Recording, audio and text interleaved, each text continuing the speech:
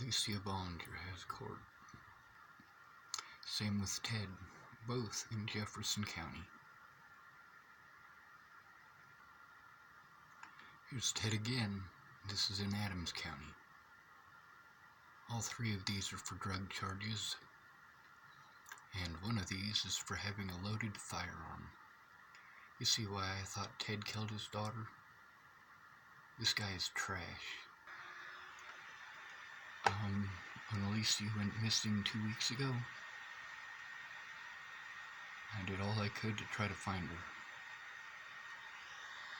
Despite the fact that she still won't come forward and tell the truth. She knows I didn't molest her or her sister, even though her dad was streaming that shit in court. Fuck that dude. I also posted when she was found. There's another YouTube channel that I have specifically for missing people, but I've been cut off from it. There was a missing person post for her a few months ago anyway. It's the second time that I've tried to help find Miss Alycia when she's gone missing. This is from Natalie Bollinger, almost 2 years ago, when she went missing. Her mom wasn't very nice about it.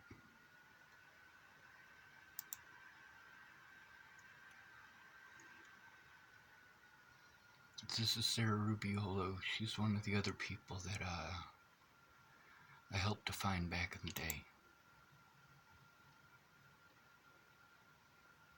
Thank goodness when I got a hold of her, she passed this on.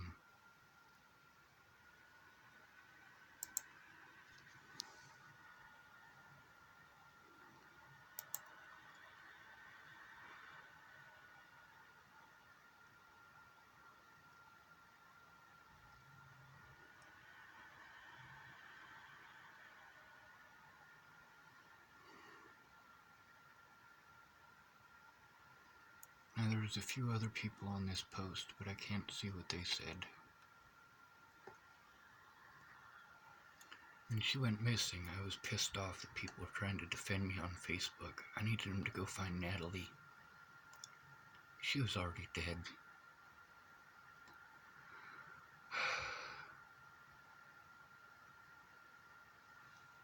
You guys can pause it and read it if you want. This is another one. Same shit. 93,000 views. Alright, I don't know if this probably won't go to me, but just in case. The lady from the pedestrian shop where I found Danny dead gave me $100. Her name's Kinga Nichols. I get like $705 a month for 7 ounce burgers, and my January money, I didn't pay all my bills. I still got like $300 left on that, so it could have helped you to get somewhere safe. I got money I can send you to get safe.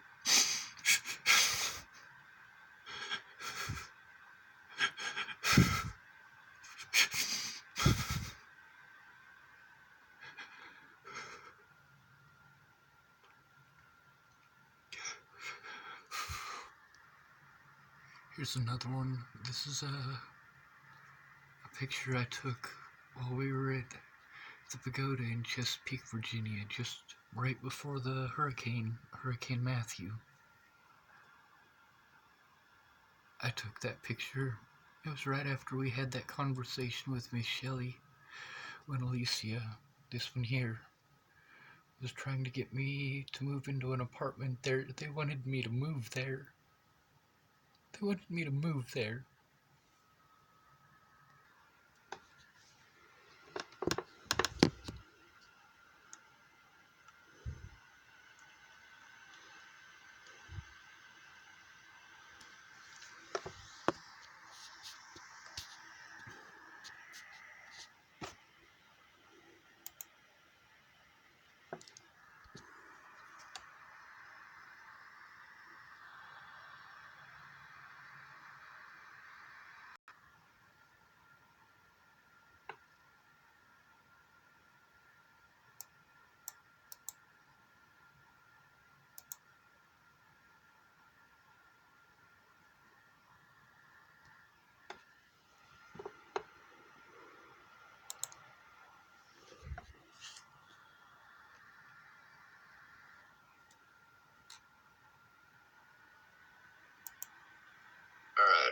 friend of mine, I got a lot of stress. There's not much she can do. It hurts her, and it makes her sad. So I was trying to let her know that I was going to get her off my Facebook, just take her off my phone. But instead of taking away drama, I added to it because her kid's missing. I'm freaking out. So I'll hopefully y'all do praying and that stuff, whatever it is you do. Pray for the missing children. That one was about Shauna Sinclair's daughter missing. This was before I found out Natalie was missing. Shauna Sinclair, I was trying to get her help with getting a GoFundMe started. And here's Rose again. This isn't even about her daughter, it's about someone else's daughter entirely. And here's Rose again on here harassing me.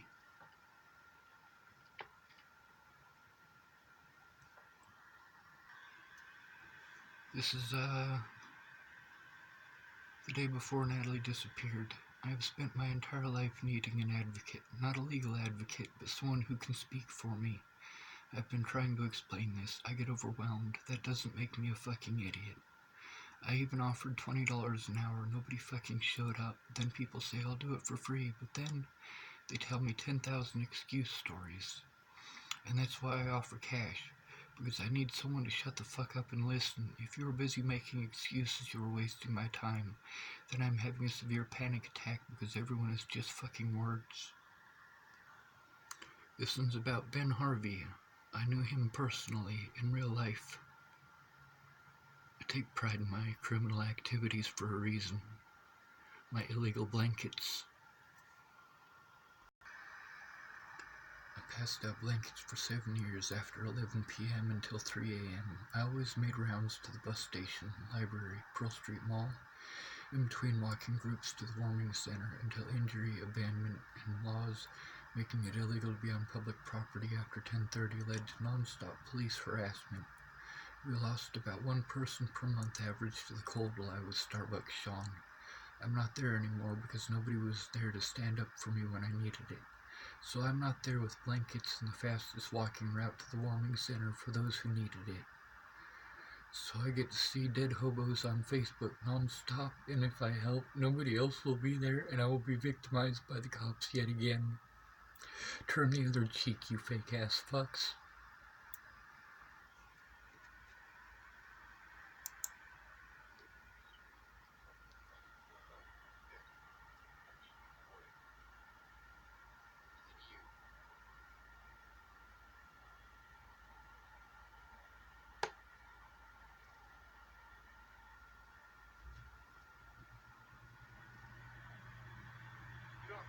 Time to do the right thing because you're constantly busy doing the wrong thing to support the wrong people, so you can't even support your own people.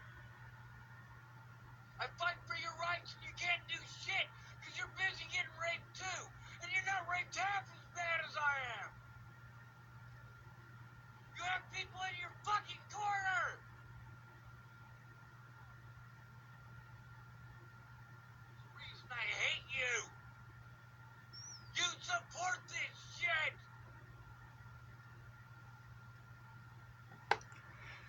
See, that's the point. The predators all get away, and good men take the fall. I do hate it. I hate American society. It's a rape culture. We say drugs are bad and K. And then we've got alcoholism that's just... Oh my god. Like, alcohol is involved in most rapes, most assaults, most murders, most beatings. Alcohol is so bad. This one is about people that I ditched on Christmas. People who supported a rape society, who reciprocated a rape society, and I got rid of them. This is what I was trying to explain to people. See, and you guys get to see this first and foremost, the things that I grew up in.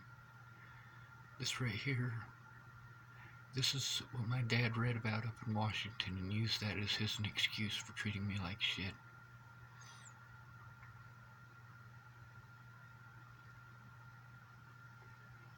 That was on Christmas. It was pretty bad. Goddamn one of you. Every goddamn one of you. I hate texting. People take it wrong and then they fucking do evil shit. I've lived a whole life of your evil shit and your goddamn excuses. Seriously. Unless you fucking do something! You!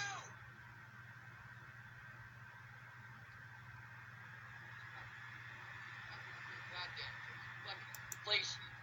You got every goddamn thing you could ever want! But you want more because you're fucking greedy! I don't have any of it!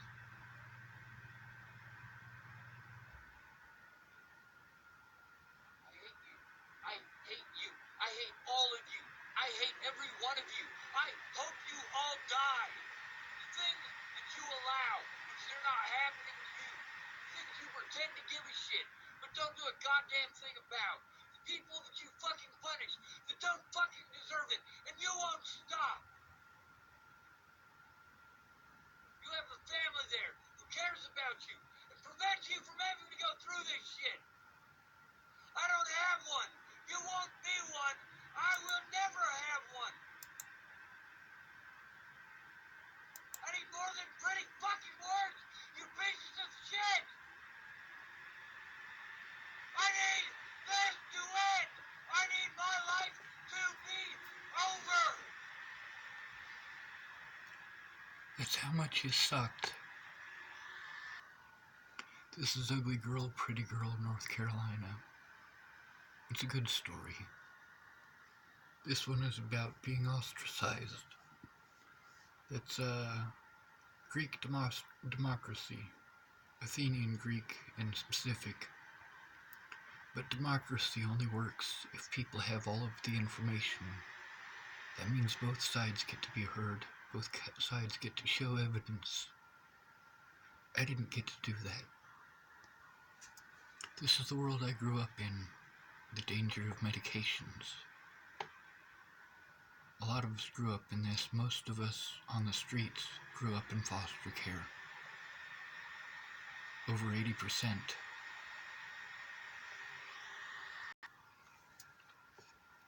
The highest cross-section of the prison and jail populations, former foster children. Highest cross-section of the homeless is former foster kids. This one is called Prayers for My Angels. I posted this before I found out Natalie was dead or missing. This was about Mandy Singer's son missing. She was asking for prayers. They just needed to leave me alone. This is from December 9th. To Rose M. Kelly. Hi, I don't know if you are Natalie and Alycia's mom, but if you are, I'm the autistic homeless guy who was honking like an idiot last year in front of your house. I'm sorry it was taken how it was by all of us. I would like for you to call me. I have no intention of harming anyone ever. My number, if you aren't their mom, please get my number to their mom. If you are their mom, people have assaulted me over it and threatened my life. And after that, I sent some mean texts because they called me a rapist and a child molester, and I never did either of those to your daughters. Please help. It was taken, that was December 9th of 2017, just before I exposed Ted. This is screenshots between me and Natalie's Facebook Messenger. I'm gonna try to get through all those tonight.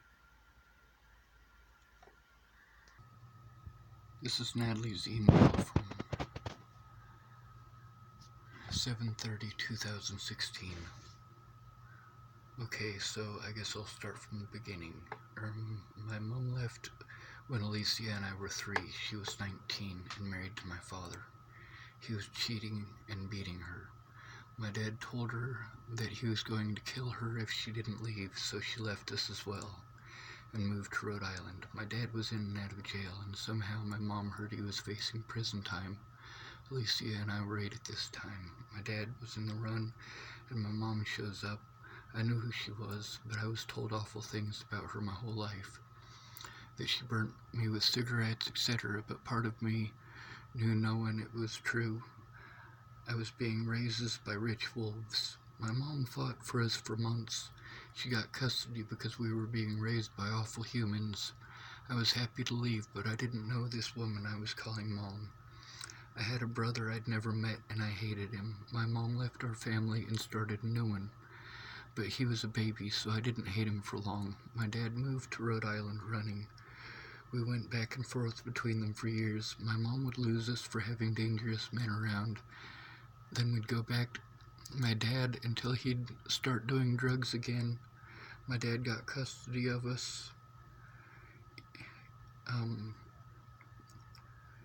He wasn't allowed to drink because he becomes demonic, but he's my dad, so of course he did. He was having an affair at the time, and I was woken up by screams from my stepmom, Shelly. They has 2 children by this time. He had been drinking and was trying to kill Shelly. He was hitting her face on the curb repeatedly until